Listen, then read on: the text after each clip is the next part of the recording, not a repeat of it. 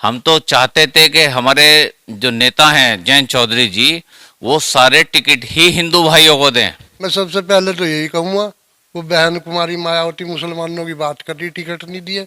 उसने तो पीछे मेरठ के नहीं, चुनाव, उन्होंने दिए हैं टिकट। नहीं नहीं, मेरठ के चुनाव में ये कहा था मैं कट्टरपंथियों को हराने के लिए मैंने भाजपा को वोट ट्रांसफर करा दी।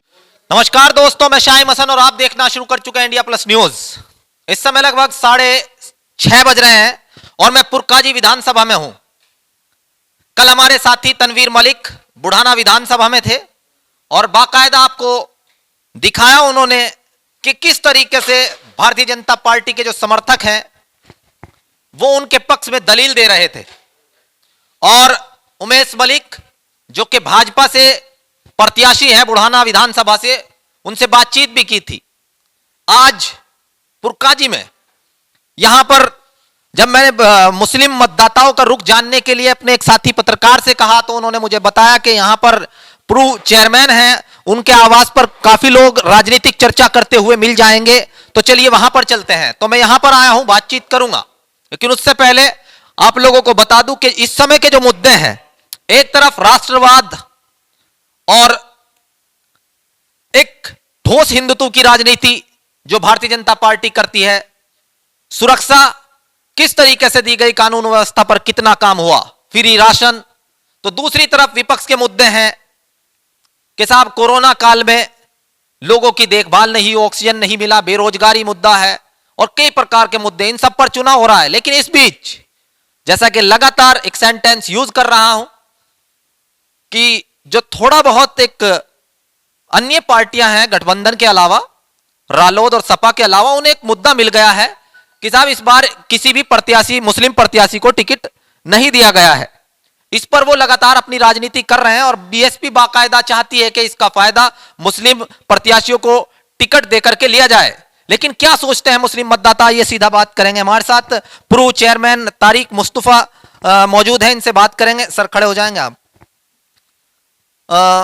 आप यहां पर काफी समय से राजनीति कर रहे हैं और पुरकाजी कस्बा बताया जा रहा है 18,000 के करीब यहां पर मतदाता हैं। क्या सोच है इस बार उनकी, क्या सोच करके वोट डालेंगे वो? देखिए, पुरकाजी का मतदाता इस वक्त न तो ये देख रहा है कि टिकट किसको मिला है, ना हम धर्म की ना जाति की राजनीति करेंगे। हम तो चाहते थे कि हमारे जो नेता हैं जयंत चौधरी जी, वो सारे टिकट ही हिंदू भाइयों को दें। जो उन्होंने ये एक टिकट, 2-4 टिकट, या सही नहीं मालूम मुझको, इस जिले में तो एक भी नहीं है। अगर उन्होंने नहीं दिया है तो बहुत अच्छा किया है। हम उनके साथ हैं, हम लोकदल के साथ में हैं। हमें इस बार ये आपका जो ये सेंटेंस है ना, बहुत अच्छा किया है, ये बहुत लोगों का अखरेगा, क्योंकि उनका मुद्दा बन चुका है कि मुस्लिमों को टिकट नहीं दिया गया। वो इस पर अपनी राजनीतिक रोटियां सेक रहे हैं, मुस्लिम मतदाताओं को रिझाने की कोशिश कर रहे हैं, तो ये उन्हें बुरा लगेगा। आप जयंत चौधरी साहब से जाकर के पूछ लिएगा। मैं पहला आदमी रहा हूँगा जिससे जाकर के कहा कि चौधरी साहब मुझको टिकट मत दिएगा, मैं पार्टी के लिए काम करूँगा और आप हिंदू भाइयों को टिकट दें, हम उन्हीं के साथ में रहेंगे। हमें लोकदल जितानी है। हमें इस जो सियासत धर्म की, जाति की ये चल रही है, इसको ख़त्म करना है। और एक सेकुलर माइंडेड आदमी, एजुकेटेड आदमी, किसानों की जो बात करने वाले लोग हैं, उन्हें सामने आना चाहिए और वही सत्ता में आए तो हमारा किसानों का भला हो सकता है। पिछली बार यहां से जो मुकाबला हुआ था वो सपा प्रत्याशी और जो ऊंटवाल थे उनके बीच हुआ था, भारतीय जनता पार्टी के जो विधायक रहे हैं उनके बीच हुआ था। इस बार किस किस के बीच आप मुकाबला मानते हैं? इस बार मैं मुकाबला ही नहीं मान रहा हूँ, एक तरफा अनिल विधायक इलेक्शन जीतने जा रहे हैं। इसका कारण आप राष्ट्रीय लोकदल को सपोर्ट करते हैं, यह है या वास्तविकता है? ये वास्तविकता भी है। मैं लोकदल का सिपाही हूँ, हालांकि मैं राष्ट्रीय अल्पसंख्यक प्रकोष्ठ का राष्ट्रीय महासचिव भी हूँ, लेकिन मैं उन सब चीज़ों से अलग हट करके मैं बिल्कुल ईमानदारी की बात कर रहा हूँ। इस वक्त किसी नेता के हाथ में वोट नहीं है। कोई नेता ये कहे कि मैंने इतने वोट कर दिए, इतने वोट कर दिए, किसी के हाथ में, मेरे हाथ में कुछ नहीं है। सब पब्लिक जैन जी के साथ में है और जैन जी को जिताने का प्रयास कर रहे हैं। तो चलिए मैं आता हूं आपके पास। आप युवा हैं दोस्त, क्या नाम है आपका? खड़े हो जाएं आप भी। क्या नाम है आपका? दानियाल मुस्तफ़ा। दानियाल मुस्तफा, क्या सोच है युवाओं की, उसको जरा डिफाइन कीजिए। फिलहाल तो यहाँ के युवाओं की सोच ये है कि इतिहास गवाह रहा है कि आज़ादी की लड़ाई भी पहले मुसलमानों ने शुरू करी थी, तो इस दफ़ा भी हम ये धर्म की राजनीति को ख़त्म करेंगे। चाहे हमें शुरुआत अपने आप से करनी पड़े। यानी कि कुर्बानी दी है ये कि 6 के 6 टिकट पर जो मुस्लिम नेताओं को किनारे किया गया है वो मुस्लिम नेताओं की हम कुर्बानी माने आपके अनुसार? बिल्कुल कुर्बानी माने आप इसको, और कुर्बानी देते आएंगे इस देश के लिए हमेशा। अरे भाई, इस कुर्बानी का जो फायदा है ना वो कुछ लोग उठा रहे हैं सोशल मीडिया के माध्यम से कि भाई मुस्लिम नेताओं को किनारे कर दिया, मुस्लिमों को टिकट नहीं दिया, मायावती जी ने 26% टिकट दे दिए, उसका लाभ लेने की कोशिश हो रही है साहब। देखिए, ये तो इतिहास गवाह है, ये चीज पॉलिटिक्स में चलती आई है हमेशा से और आगे भी चलती रहेगी। लेकिन जो मतदाताओं के दिमाग पे कितना असर पड़ रहा है? मतदाताओं के दिमाग पे कम असर पड़ रहा है। वो समझ रहे हैं कि इस टाइम जरूरी क्या है, वही करना है। आगे को इंशाल्लाह फिर कभी टिकट मिलेंगे तो तब हक से लेंगे टिकट। दानियाल ने बड़े खूबसूरत अंदाज में उन लोगों को जवाब देने की कोशिश की है। क्या बात, थके हुए हो? चलिए बोल करके कुछ आपकी थकान उतार देते हैं, खड़े हो जाएं आप। क्या नाम है आपका? इनाम कुरैशी। कुरैशी साहब, लियाकत कुरैशी का टिकट जो है काट दिया गया है मीरापुर विधानसभा पे। इससे कुरैशी और सालिम को ककरोली में, ककरोली के रहने वाले उनको मीरापुर विधानसभा पे प्रत्याशी बनाया है। क्या कहीं जात बिरादरी में फंसकर आपका समाज? जात बिरादरी का कोई मामला नहीं, हम लोक दल के साथ हैं और इंशाल्लाह लोक दल को जिताओगे, मेहनत करेंगे, संघर्ष करेंगे, हिंदू मुस्लिम का एक चार रखेंगे, भाईबंदी रखेंगे, और ये हमारी सोच है। तो और लोगों के पास जाते हैं। चलिए चाचा, आप खड़े ना हो, मैं आ रहा हूं आपके पास ही। क्या नाम है आपका? मनाजिर हसन। हसन साहब, कितनी उम्र हो गई आपकी? लगभग 62-63 साल। इस बार की पॉलिटिक्स किस नजरिए से देखते हैं आप? किस तरह की पॉलिटिक्स हो रही है, कौन होना चाहिए? मैं सबसे पहले तो यही कहूँगा, वो बहन कुमारी मायावती मुसलमानों की बात कर रही, टिकट नहीं दिए उसने। तो पीछे मेरठ के उन्होंने दिए हैं टिकट। नहीं, मेरठ के चुनाव में ये कहा था मैं कट्टरपंथियों को हराने के लिए मैंने भाजपा को वोट ट्रांसफर करा दिया। मैं हमेशा बसपा का रहा। चाचा अपडेट रहते हैं, अपडेट रहते हैं आप। अरे जरा सा जगह देंगे आप। जी जी जी, अपडेट रहते हैं, इसका मतलब आप। इस बार जो है ना, राष्ट्रीय लोक दल के साथ हमारे चेयरमैन साहब हैं, अब मैं इनके साथ में हूँ। मैं बसपा का होटल था, मैं अब बसपा के खिलाफ हूँ। मुसलमानों की क्या बात करेंगे? हमारे तो सारे जितने भी रहनुमा वो सब हिंदू ही हैं। यहाँ से एक चपरासी से लगा के एक प्रधानमंत्री तक। अच्छा, ओवैसी साहब कह रहे हैं कि अपनी क़यादत बनाओ, मजबूत बनो, एक हो जाओ। ठीक, तेलंगाना में कर ले, हम उन्हें रोक रहे हैं। यहाँ नहीं चलेगी? नहीं, यहाँ क्या चलेगी?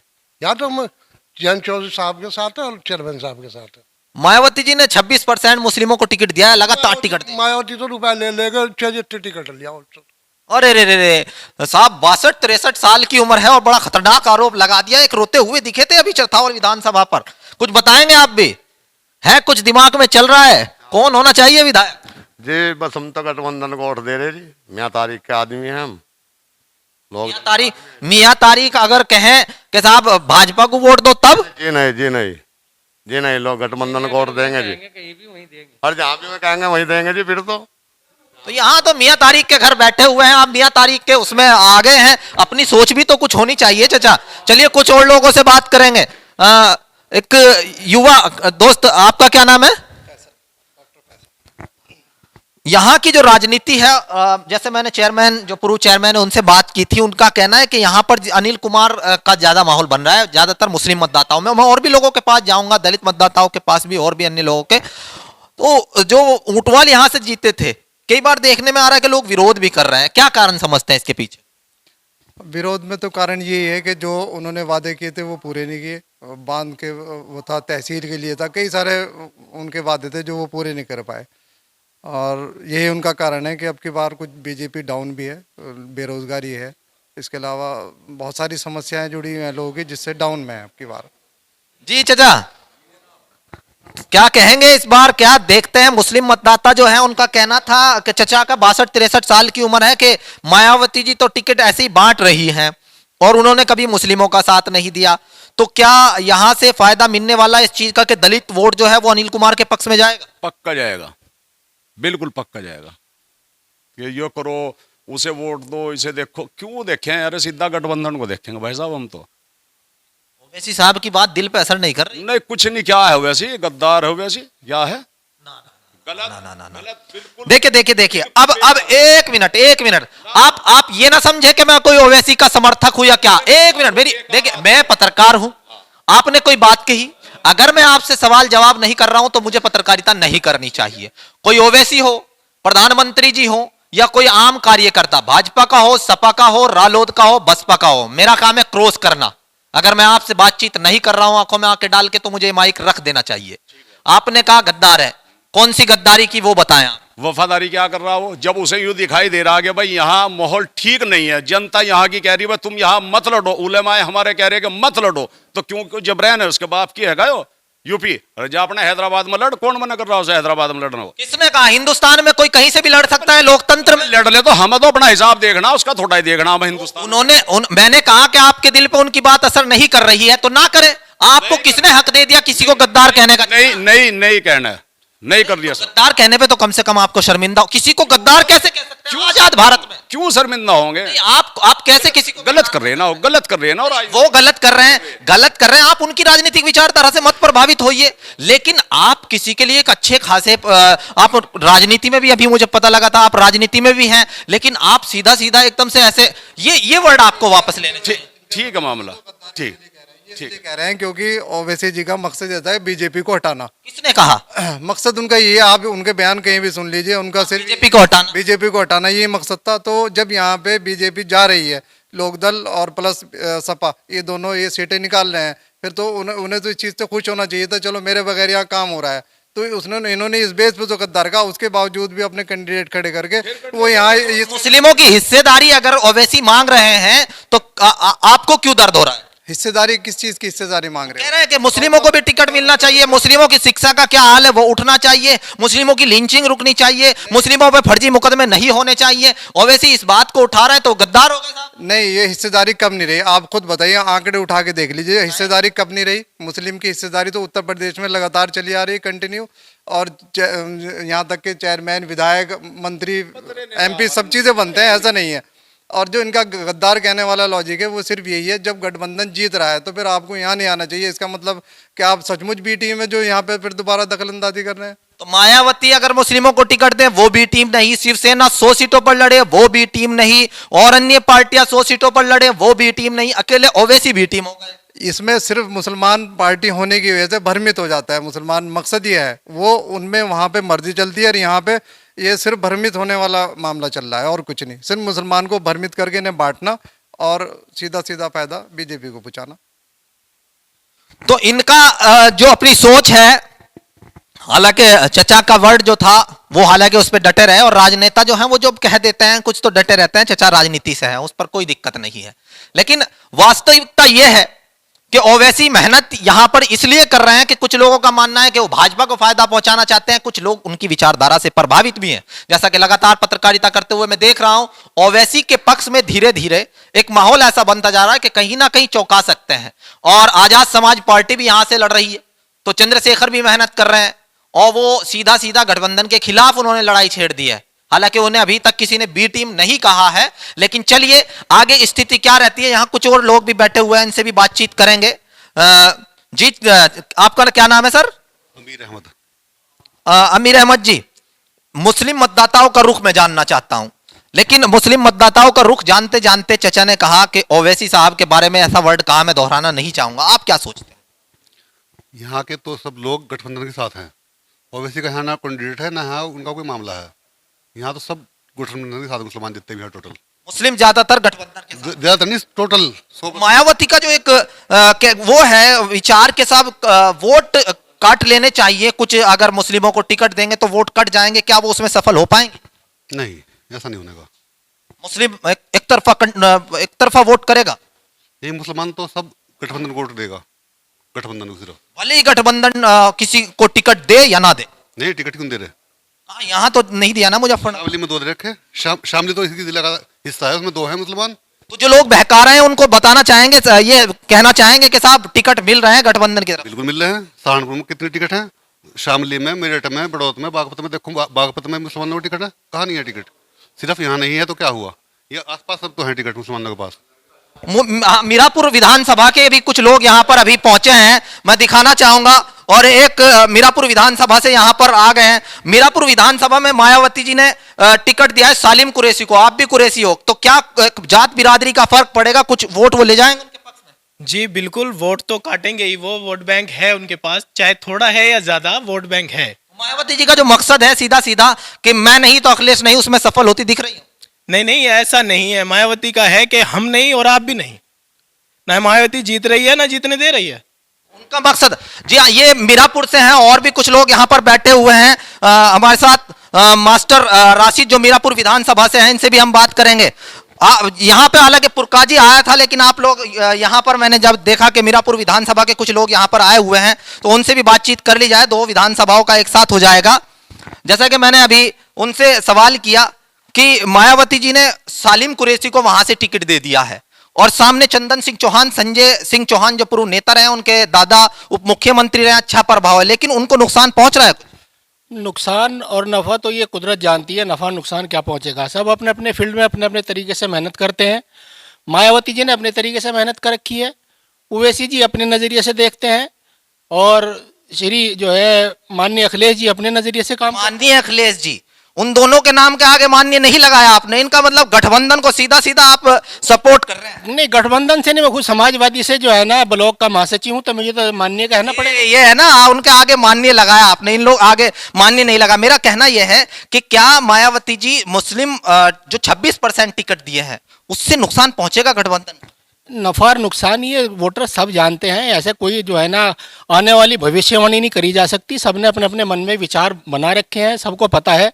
जिसने जिस फील्ड में मैदान में जो मेहनत कर रखी है, वो अपने अपने तरीके से आगे बढ़ रहा है और आगे बढ़ेगा। उनका कहना है कि मायावती जी की मेहनत जो है वो सीधा सीधा मैं नहीं तो अखिलेश नहीं पे है। वो इनका क्या कहना है, इस बात से हमें क्या लेना देना। हमने मेहनत समाजवादी के लिए की है और हम समाजवादी के ही समर्थक हैं और समाजवादी से हमने अच्छी खासी मेहनत की हुई है और खुद ब्लॉक के महासचिव हैं, तो इसलिए तो हमें तो अपने जो है हम अपनी जो है ना पार्टी के वकील हैं, अपनी वकालत करेंगे, हमें दूसरे से क्या लेना।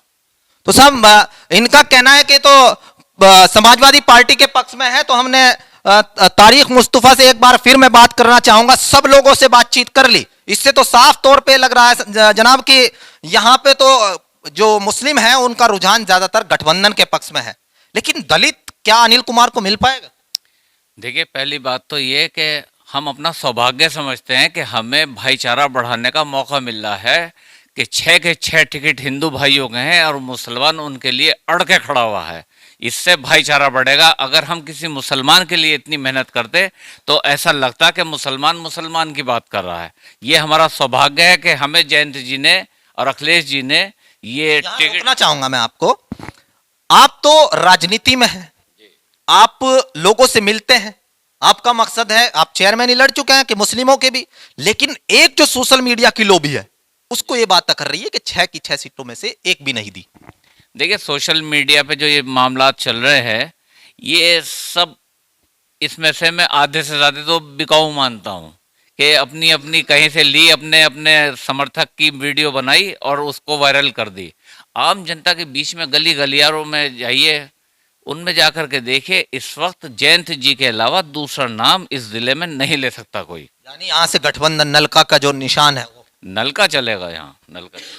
तो मुस्लिम मतदाताओं का रुझान तो साफ दिख रहा है। मीरापुर के भी यहाँ पर आ गए थे और दो तीन लोगों से मैंने मीरापुर विधानसभा पर भी बात की। अच्छा चाचा, आपसे तो मैं अच्छा खासा प्रभावित हुआ हूँ। बार बार ओवैसी की बात कर रहे हैं, जो भाजपा कर रही वही ओवैसी कर रहा।